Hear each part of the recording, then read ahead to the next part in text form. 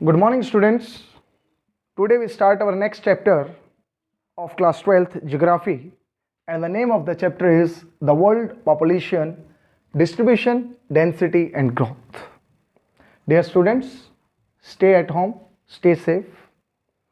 So let us start our journey with the second chapter, that the world population. So what is population? Population, the number of inhabitants of a country, that is known as population. As you know that the development of a nation is depend upon the shoulders of the population of that country, because you know that human resource, क्या होता है human resource? Human resource, the population of a country, the population of a country with their capabilities is known as human resource. Human resource is the best resource for a country because the development of a nation is depend upon human resource. Human resource best part होता है किसी भी country के लिए, क्योंकि किसी भी देश का जो विकास होता है वो वहाँ के मानव संसाधन के ऊपर क्या करता है, डिपेंड करता है. The people of a country are its real wealth. किसी भी देश के जो लोग होते हैं वो उसकी वास्तविक पूंजी होते हैं. It is they who are the actual resources and make use of the country's other resources and decide its policies. देश के विकास, उससे संबंधी नीतियां कौन तैयार करता है? हमारे देश की जो जनसंख्या है करते हैं. Ultimately a country is known by it's people. वास्तव में एक देश को उसकी जनसंख्या के द्वारा क्या किया जाता है, जाना जाता है. It is important to know that how many women are and man in a country has. एक देश के अंदर सेक्स रेशियो क्या है ये भी जानना क्या हो जाता है, जरूरी हो जाता है. जब हम किसी भी देश की पॉपुलेशन के बारे में पढ़ते हैं तो नंबर ऑफ वीमेन और मैन का जो रेशियो है वो भी हमें क्या करना पड़ता है, पढ़ना पड़ता है. जब हम पॉपुलेशन के बारे में स्टडी करते हैं तो हमें किसके बारे में पढ़ना पड़ता है? इन्फेंट मोर्टेलिटी रेट के बारे में भी क्या होना चाहिए, पता होना चाहिए. इसके अलावा हमें birth rate, death rate,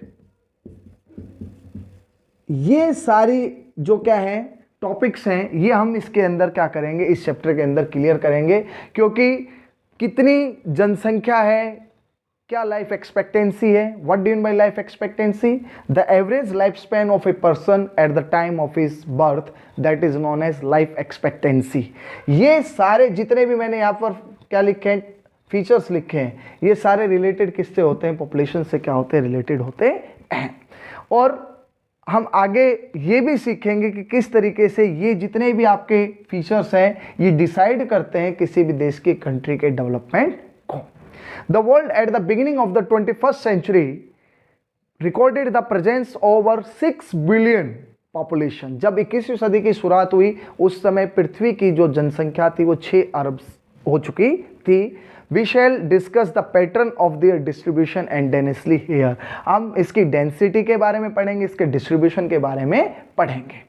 The population of the world is unevenly distributed.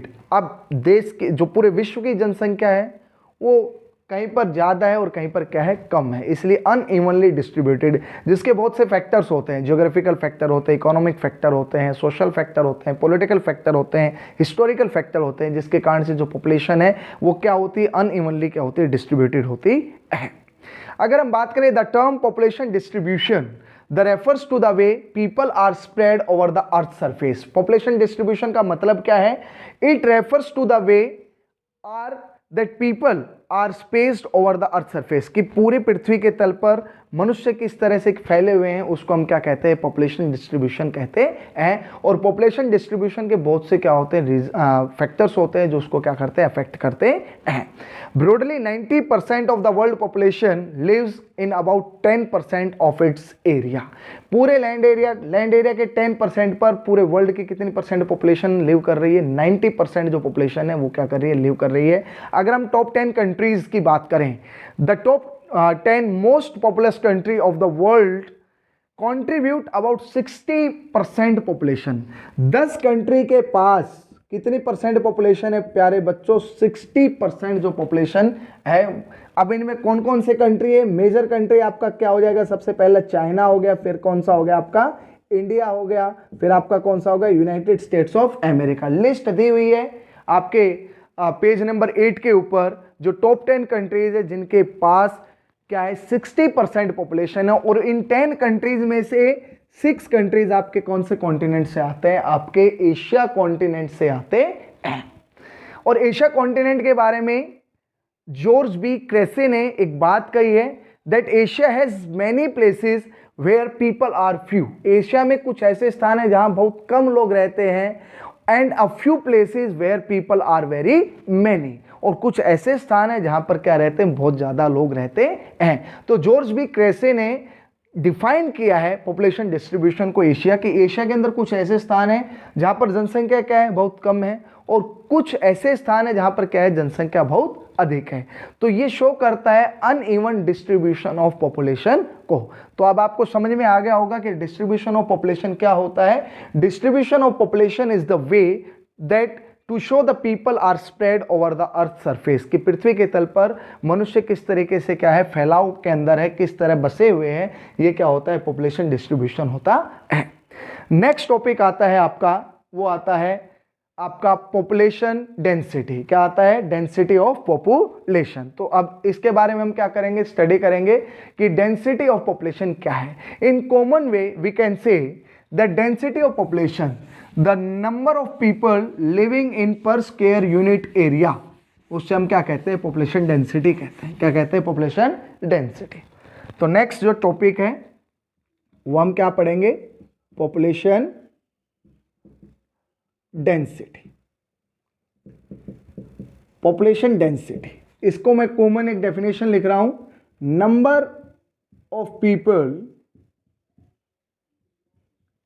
Living in per square unit area.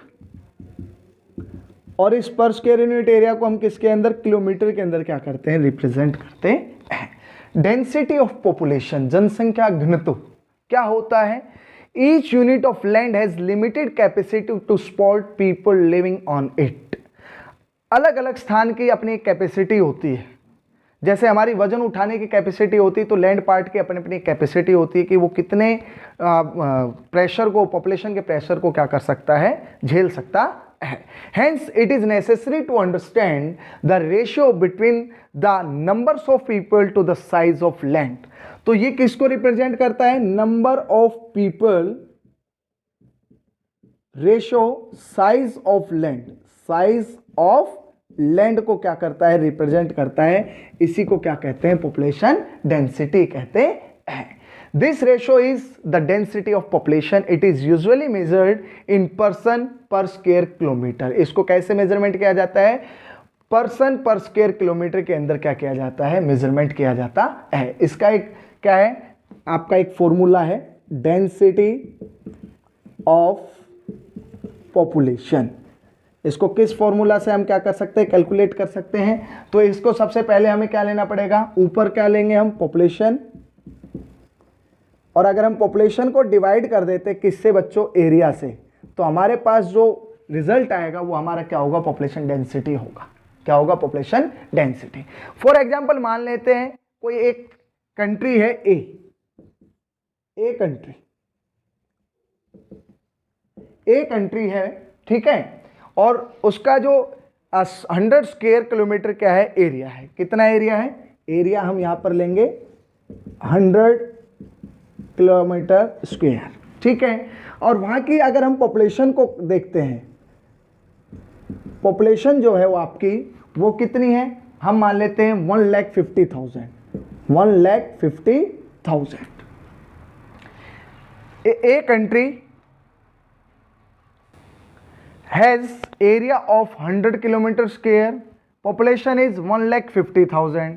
Formula क्या है हमारे पास? Population divided by area. तो हम क्या करेंगे? 100 से इसको क्या कर देंगे? डिवाइड कर देंगे। तो हमारे पास जो आपका क्या निकल कर आएगा?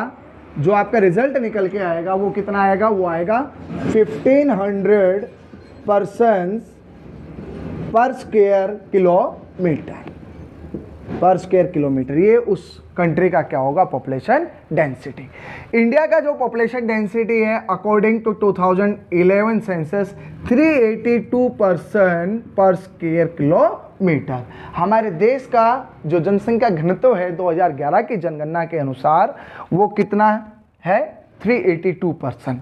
इंडिया के अंदर अगर पूछ लिया जाए सेंसस, तो फर्स्ट सेंसस हुई थी 1872 के अंदर जो इनकम्प्लीट थी, और उसके बाद जो फर्स्ट कंप्लीट सेंसस हुई थी 1881 के अंदर हुई थी, ये आपको ध्यान रखना है। और उसके बाद एवरी 10th ईयर्स इसके बाद जो क्या किए जाते हैं, हम क्या करते हैं, नंबर ऑफ पॉपुलेशन को क्या करते हैं, नंबर ऑफ पीपल को काउंट करने के लिए क्या करते हैं, पॉपुलेशन करते हैं, पॉपुलेशन सेंसस करते हैं, सॉरी क्या करते हैं, सेंसस, जनगणना, जन जमा गणना, लोगों की गिनती करते हैं। ये एक ऑफिशियल डॉक्यूमेंट होता है, एनुमरेशन होता है जो बाय सेंट्रल गवर्नमेंट के द्वारा क्या किया जाता है, इसकी काउंटिंग की जाती है। तो ये आपको ध्यान रखना है, ये क्या हो गई, डेंसिटी ऑफ पॉपुलेशन। अब डेंसिटी ऑफ पॉपुलेशन की अगर हम बात करें तो एशिया कॉन्टिनेंट की जो डेंसिटी ऑफ पॉपुलेशन है वो सबसे ज़्यादा है।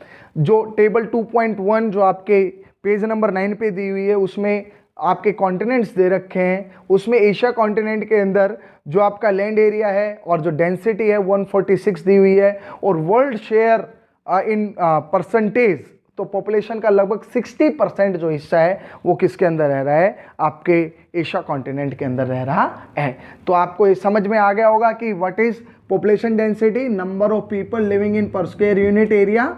It represent the number of people ratio the size of land, क्योंकि हर एक लैंड की अपनी क्या होती है, कैपेसिटी होती है। डेंसिटी ऑफ पॉपुलेशन में हमने क्या पढ़ा, it is measured by that population divided by area. फिर हमने एक एग्जांपल भी लिया जिसके द्वारा हमने क्या सीखा, डेंसिटी ऑफ पॉपुलेशन।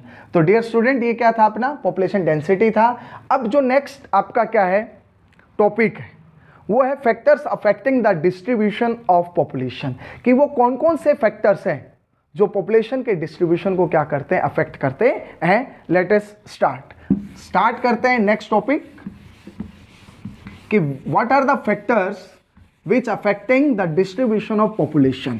ये हमें भी पता है कि हम जिस एरिया में रहते हैं, कुछ एरिया ऐसे हैं जहाँ की जनसंख्या बहुत ज़्यादा है, कुछ एरिया ऐसे हैं जहाँ की जनसंख्या कम है। मोस्टली जो आपके मेट्रोपॉलिटन सिटीज़ हैं वहाँ की जनसंख्या काफ़ी क्या है, ज़्यादा है as compare to small villages. तो उसके कोई ना कोई क्या रहे होंगे, फैक्टर्स रहे होंगे। तो कौन कौन से फैक्टर्स हैं हम बात करते हैं। तो हमारा जो नेक्स्ट टॉपिक है इस चैप्टर का वो है फैक्टर्स अफेक्टिंग द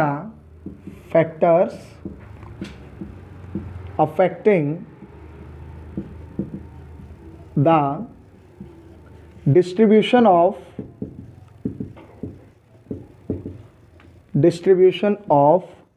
पॉपुलेशन।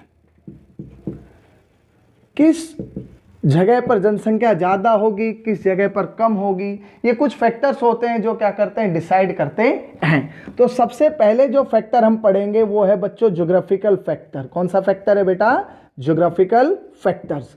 अब ज्योग्राफिकल फैक्टर के अंदर बहुत से कंपोनेंट्स हैं, इसके बहुत से पॉइंट हम इसके अंदर डिस्कस करेंगे। जैसे फर्स्ट पे हम करेंगे availability of fresh water. First जो आपका है अवेलेबिलिटी ऑफ फ्रेश वाटर, ये आपका फर्स्ट कंपोनेंट है किसके अंदर, ज्योग्राफिकल फैक्टर के अंदर। It is the most important factor for life. As you know that water is one of the basic component of human survival. Okay, so people prefer to live in areas where fresh people is easily available. इसलिए लोग वहाँ पर रहना ज़्यादा पसंद करते हैं जहाँ पर क्या मिल जाता है, फ्रेश वाटर इजीली क्या हो जाता है, अवेलेबल हो जाता है। फॉर एग्जाम्पल जो आपके उदाहरण के तौर पर अगर हम यहाँ देखें, जो रिवर वैलीज हैं, रिवर वैलीज वो पुराने समय से ही क्या है, डेंसली पॉपुलेटेड है। क्यों, क्योंकि यहाँ पर आपका इजीली क्या मिल जाता है, फ्रेश वाटर मिल जाता है। फ्रेश वाटर के यूजेस, अब हमारा जो हाउस होल्ड है उसमें भी हम इसका क्या कर लेते हैं, यूज़ कर लेते हैं हाउस होल्ड एक्टिविटीज़ के अंदर। और दूसरा जो हमारी क्रॉपिंग सिस्टम के लिए जो इरिगेशन होता है वो भी इजीली यहाँ पर क्या है, अवेलेबल है। यही कारण है कि अर्ली सिविलाइजेशन जो थी वो कहाँ पर डेवलप हुई थी, वो कहाँ पर फ्लोराइज हुई थी, वो हुई थी on the bank of river, on the bank of river valleys like Ravi, Indus etcetera. Second जो आपका फैक्टर है वो कौन सा है? वो है प्यारे बच्चों आपके लैंडफॉर्म्स। क्या है? Landforms. If we are talking about ourselves, अगर हम अपनी ही बात करें तो हम कहाँ रहते हैं? प्लेन्स एरिया में रहते हैं। हम मोस्टली जो पीपल हैं हरियाणा के अंदर वो कहाँ पर रहते हैं? मैदानी भागों में रहते हैं। तो जो सेकंड फैक्टर है लैंडफॉर्म्स, लैंडफॉर्म्स में क्या आएगा? People prefer living on flat plains and gentle slopes. लोग कहाँ पर रहना ज़्यादा पसंद करते हैं? फ्लैट प्लेन्स के ऊपर रहना पसंद करते हैं। इसके भी कई कारण हैं। फ्लैट प्लेन्स पे आप आसानी से क्या कर सकते हैं? एग्रीकल्चर कर सकते हैं। Number 1 agriculture. सेकंड, आप यहाँ पर आसानी से क्या लगा सकते हैं? इंडस्ट्री लगा सकते हैं। थर्ड, अगर हम यहाँ पर बात करते हैं तो ट्रांसपोर्ट का जो वेब है वो हम इजीली क्या कर सकते हैं? यहाँ पर स्प्रेड कर सकते हैं। तो यही कारण है लैंडफॉर्म्स मैदानी भागों में पर्वतीय भागों की अपेक्षा क्या रहती है? ज़्यादा जनसंख्या रहती है, क्योंकि people prefer to live on flat lands as compared to hilly and the plateau region. So this is the second important factor which affecting the distribution of population, that is landforms, which is the part of your geographical factor. इसका अगर example मैं आपको दूं तो northern plains of India, the northern plains of India, ये highly क्या है? आपका पॉपुलेशन डेंसिटी वाला एरिया है। क्यों? क्योंकि यहाँ पर फर्टाइल लैंड है, इजीली अवेलेबिलिटी ऑफ क्या है? वाटर है। इसलिए नॉर्दर्न प्लेन्स के अंदर इंडस्ट्रीज भी ज़्यादा है, रेलवे का सिस्टम जो है वो पूरी तरीके से डेवलप है। यही कारण है कि आपका जो नॉर्दर्न प्लेन्स है वो काफ़ी क्या है? हाईली पॉपुलेटेड वाला रीजन है। थर्ड अगर फैक्टर इज क्लाइमेट। क्लाइमेट अगर एक्सट्रीम होगी तो वहाँ पर जनसंख्या क्या होगी? कम होगी as compare to moderate climate. हम क्लाइमेट को कैसे? An extreme climate such as a very hot and cold deserts are uncomfortable for human habitation. देखिए, ह्यूमन बीइंग ना तो हॉट डेजर्ट के अंदर ना कोल्ड डेजर्ट के अंदर इजीली क्या होते हैं? रह सकते हैं। यही कारण है कि ये एरियाज जो हैं वो स्प्रेस पॉपुलेशन के अंडर में आते हैं। अगर कंपैरिजन करते हैं मेडिटेरियन जो रीजन है वहाँ पर जनसंख्या का जो डिस्ट्रीब्यूशन है वो काफ़ी क्या है? ज़्यादा है, क्योंकि जो मेडिटेरियन रीजन है were inhabited from early periods in history due to the pleasant climate, क्योंकि वहाँ पर जो क्लाइमेटिक कंडीशन है वो कैसी मिलती है? प्लीजेंट मिलती है। तो नेक्स्ट आपका कौन सा हो गया? क्लाइमेट। नेक्स्ट आपका जो फैक्टर है वो क्या है? सॉइल। देखिए, बहुत कॉमन है कि अगर सॉइल कैसी है? फर्टाइल है। कैसी है? फर्टाइल। तो वहाँ पर एग्रीकल्चर क्या हो सकती है? ज़्यादा हो सकती है। एग्रीकल्चर में हायर प्रोडक्शन गेन किया जा सकता है because of the presence of fertile land. ये आपको समझ में इजीली आ जाएगा कि the areas which covered by rich and fertile soil they have high population density and they have the large number of population as compare to those areas which do not have fertile land. तो ये आसानी से आपको समझ में आ गए। ये 4 factors हैं जिनको ज्योग्राफिकल फैक्टर में हमने डिस्कस किया है, जो अफेक्ट करते हैं डिस्ट्रीब्यूशन ऑफ पॉपुलेशन को। पहला हो गया availability of fresh water, second हो गया लैंडफॉर्म्स, थर्ड हो गया आपका क्लाइमेट और फोर्थ क्या हो गया? आपका सॉइल। तो ये आपके 4 इंपॉर्टेंट कंपोनेंट्स हैं ज्योग्राफिकल फैक्टर के, जो क्या करते हैं? अफेक्ट करते हैं डिस्ट्रीब्यूशन ऑफ पॉपुलेशन। नेक्स्ट हम बात करेंगे कौन से फैक्टर के बारे में?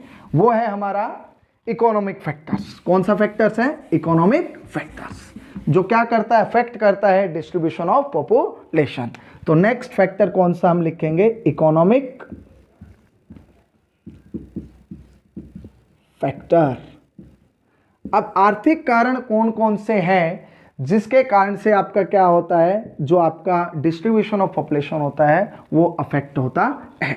तो फर्स्ट आएगा minerals, availability of minerals.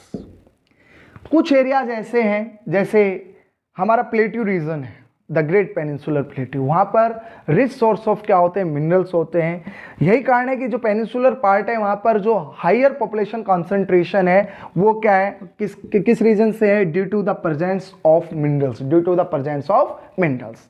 Areas with minerals deposit attract industries. जिन एरियाज के अंदर आपके क्या होते हैं? मिनरल्स होते हैं, वो किसको अट्रैक्ट करते हैं? इंडस्ट्रीज को अट्रैक्ट करते हैं। Mining and industrial activities generate employment. मान लेते हैं ये एक रीजन है एक्स रीजन के अंदर यहाँ पर क्या है, मिनरल्स हैं, क्या है, मिनरल्स। मिनरल्स के कारण यहाँ पर क्या आएंगी, इंडस्ट्रीज आएंगी, क्या आएगी, इंडस्ट्रीज। अगर यहाँ पर इंडस्ट्रीज हो गया और दूसरा मिनरल्स को एक्सट्रैक्ट करने के लिए कौन सा प्रोसेस हम अपनाते हैं, माइनिंग। क्या हम अपनाते हैं बच्चों, माइनिंग। अब ये दो इंपॉर्टेंट इकोनॉमिक एक्टिविटी है जो क्या जनरेट करती है, एम्प्लॉयमेंट। क्या जनरेट करती है, एम्प्लॉयमेंट। और आपको पता है जहां पर एम्प्लॉयमेंट अपॉर्चुनिटीज होती है वहां पर लोग क्या करते हैं, ज्यादा वहां पर जाकर निवास करते हैं। तो ये एक ऐसा वेब तैयार हो जाता है जो अट्रैक्ट करता है पॉपुलेशन को कहां पर रहने के लिए, उन एरियाज में रहने के लिए जहां पर क्या पाए जाते हैं, मिनरल्स पाए जाते हैं। तो जो इसका एग्जाम्पल क्या है, जो कटंगा जाम्बिया जो एक रीजन है, कॉपर बेल्ट है आपके अफ्रीका के अंदर, वो इसका क्या है, गुड एग्जांपल है। इंडिया के अंदर छोटा नागपुर प्लेटू इसका एक क्या है, बेस्ट एग्जांपल है। तो फर्स्ट फैक्टर जो इकोनॉमिक फैक्टर में हमने पढ़ा वो क्या है, अवेलेबिलिटी ऑफ मिनरल्स। सेकंड आता है बच्चों अर्बनाइजेशन। क्या आता है, अर्बनाइजेशन। सबसे पहले समझिए अर्बनाइजेशन होता क्या है।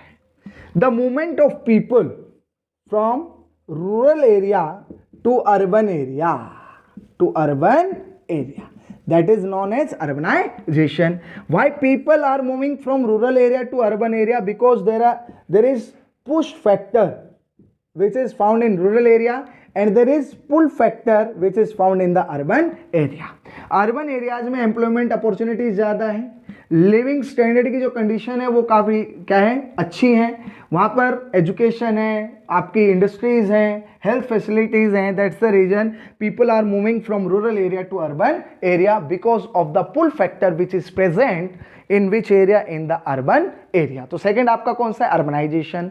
Cities offer better employment opportunities, educational and medical facilities, better means of transport and communication. That's the reason that mega cities they are attracted a lot of people. यही कारण है कि जो मेगा सिटीज होते हैं वो बहुत बड़ी जनसंख्या को अपनी तरफ क्या करते हैं, अट्रैक्ट करते हैं। तीसरा जो फैक्टर है जो आपका इकोनॉमिक फैक्टर में आता है वो आता है इंडस्ट्रियलाइजेशन। क्या आता है बच्चों, इंडस्ट्रियलाइजेशन। अभी industrialisation is the part of secondary sector, manufacturing sector, and industrial sector creates a lot of chances of employment. That's the reason the areas which have industries they attract people for employment, क्योंकि वो लोगों को अपनी तरफ आकर्षित करती है, क्योंकि वो लोगों को वहां पर क्या दे रही है, रोजगार दे रही है। Industrial belt provide job opportunities and attract large number of people. That's the reason there are so many regions of the world like Osaka in Japan which is a highly industrialized area which attract a lot of people in that area. तो ये सारे के सारे factor हमने कौन से पढ़े हैं, इकोनॉमिक फैक्टर पढ़े हैं, मिनरल्स के बारे में पढ़ा है, अर्बनाइजेशन प्रोसेस के बारे में पढ़ा है और इंडस्ट्रियलाइजेशन के बारे में पढ़ा है।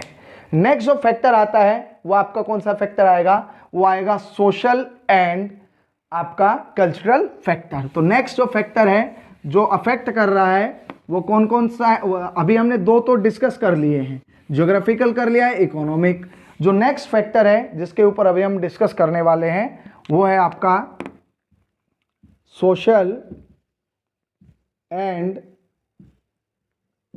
Cultural factors. तो नेक्स्ट जो फैक्टर है जिसके बारे में हम पढ़ेंगे वो है सोशल एंड कल्चरल फैक्टर। इसको इजी वे में समझते हैं। कुछ एरियाज ऐसे हैं जो रिलीजियस होते हैं। कैसे होते हैं, रिलीजियस। कुछ एरियाज ऐसे होते हैं जहां कल्चरल हेरिटेज काफ़ी ज़्यादा होता है। यही कारण है कि जो गया है, वाराणसी है, वो क्या है, पॉपुलेशन वहाँ पर क्या है, ज़्यादा है। क्यों, क्योंकि यहाँ पर जो रिलीजियस और जो कल्चरल हेरिटेज है वो काफ़ी क्या है, ज़्यादा है। कुछ ऐसे एरियाज होते हैं जहाँ पर धर्म और संस्कृति से संबंधित ज़्यादा क्या होते हैं, वहाँ पर कार्य होते हैं। यही कारण है कि लोग जो धर्म के अंदर काफ़ी ज़्यादा क्या करते हैं, बिलीव करते हैं, विश्वास रखते हैं, वो लोग क्या करते हैं, उस प्लेस की तरफ क्या होते हैं, अट्रैक्ट होते हैं।